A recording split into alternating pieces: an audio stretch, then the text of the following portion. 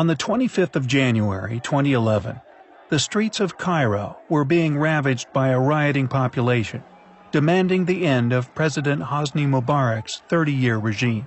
While the world was distracted by the dramatic scenes of chaos upon the streets above, deep within the ancient dusty tunnels, a team of archaeologists, led by Suzanne Bickel of the University of Basel in Switzerland, was quietly making one of the most significant discoveries of the past century. They had initially found the top of a large round stone at the eastern end of the Valley of the Kings.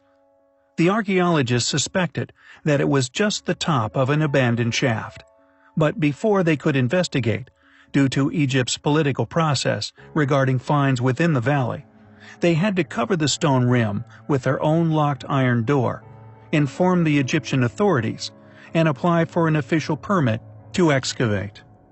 A year later, after gaining approval to excavate, Bickel returned with a team of 24 people, including Field Director Elena Paula Goth of the University of Basel, Egyptian Inspector Ali Rita, and local workmen. Each took turns lying on the ground, head pressed against the shaft wall, one arm through a small hole next to the capstone, snapping photographs. They left little doubt that it was indeed an ancient tomb. On top of the debris rested a dusty black coffin, carved from sycamore wood and decorated with large yellow hieroglyphs on its sides and top. Bickel has stated that she has never seen an Egyptian coffin in such a good condition before. The dating of fragments of pottery made from Nile silt and pieces of plaster, commonly used to seal tomb entrances in ancient times, together with the age of the other nearby sites, have indicated that the tomb could be more than 3,000 years old. The hieroglyphs describe the tomb's occupant as being named Nehemes Bastet. Egyptologists currently believe she was a lady of the upper class and of Amun. People have been claiming there was nothing new left to find in the Valley of the Kings for almost as long as they have been digging there. The Venetian antiquarian Giovanni Belzoni believed he had emptied the last of the valley's tombs during his 1817 expedition, while Theodore Davis, who excavated there a century later, came to a similar conclusion right before Tutankhamun's burial chamber was found.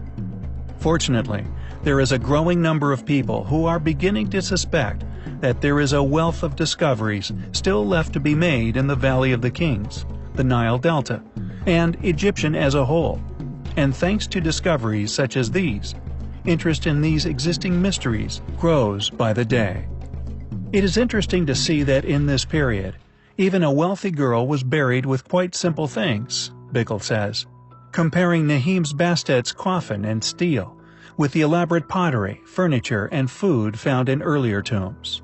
Her wooden coffin was certainly quite expensive, she says, but nonetheless, it lacked the elaborate inner coffins found in similar burials. Is this the burial chamber of an extremely ancient queen? After reinforcing the coffin and securing the mummy, Bickel's team have transported across the Nile to Luxor, where a full investigation is currently being undertaken into the true identity of the mystery female.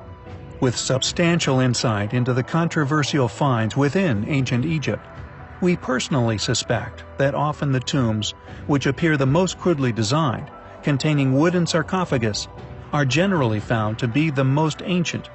Furthermore, their hieroglyphic writings were often far more exquisite in nature. Could this be the discovery of an original burial, and the crude hieroglyphic claim of the occupant's identity a fake, hiding the Delta's true antiquity?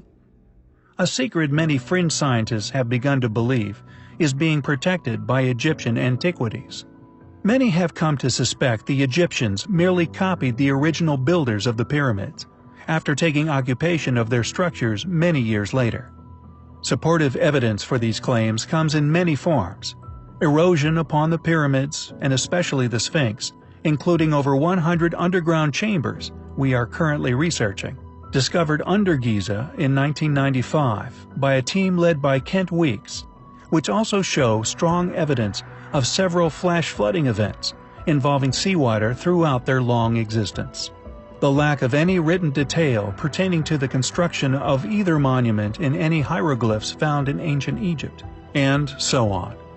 We find it incredibly intriguing that more was not made public regarding this amazing find, which leads us to suspect it may be a highly important, albeit highly controversial discovery.